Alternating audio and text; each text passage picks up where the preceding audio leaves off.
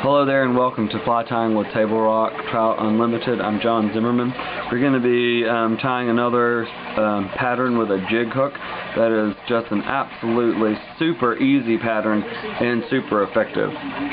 We are tying this on a number 8 jig hook with a number 4.0 slotted tungsten bead to help this guy get down quickly. One of my favorite things about this fly pattern is that you can adjust the color of the fly and all of the materials in the fly to just about anything. So I keep this fly in a range of colors from all white to all black and all olive and all brown, and then a huge mix of flies in between that with lots of different color spectrums, lots of different colors of beads, and a whole bunch of just ways to make the fly a little bit different in case I run into a specific situation. So if I'm, for example, fishing a stream that's got a lot of dirt in it, we've just had a big rain and I need something white and flashy, then go to these guys for that situation a ton of the time. They work really well on the dead drift. They work really well stripped back at you. They work really well jigged up and down. They work well in just about any way that I have fished them. Rabbit is one of my all-time favorite materials. I don't think enough of us tie with it nearly enough. Today we're going to tie this in one of my favorite color patterns for this, and that's a crawfish orange tail and a black body. So for the body of this, we're going to use a crawfish orange tail. That's a 1/8 inch straight cut. For the body, when we get to it, we're going to use a 1/8 inch cross cut black. So you do want to take a little bit of time and really secure this guy in place. If you don't, he will have a tendency to turn on you. And if you're using super thin thread like I am here, just be careful of that hook point or you will break it off in a hurry.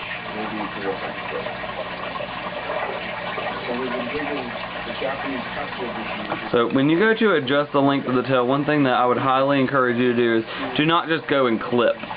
Instead, go in and get underneath the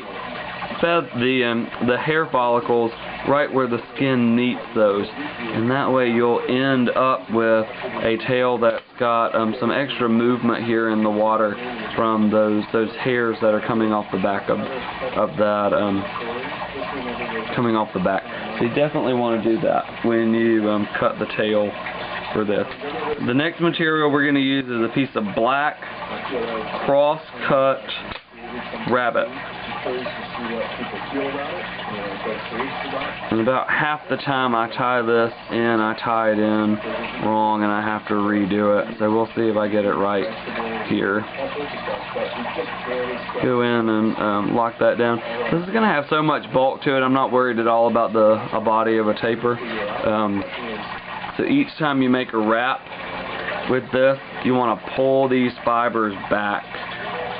Coax them back so they lay flat down against each other.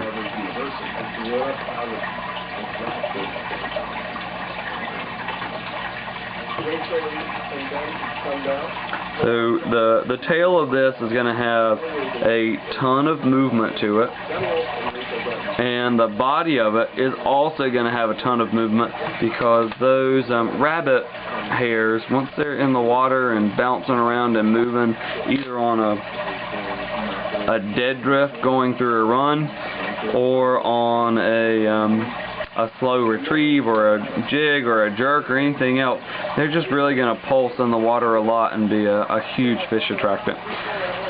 So one, you can see that fly took us a very, very brief amount of time to tie.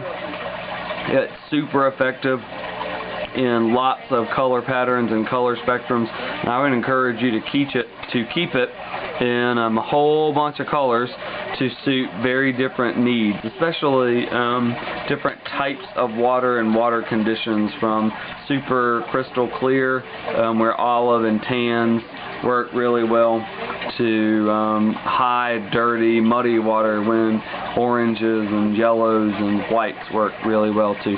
So this is a jig rabbit streamer, rabbit fly. Works super well. I wouldn't think about going to the stream without a couple of these in my box. So you all get to time and go catch some fish.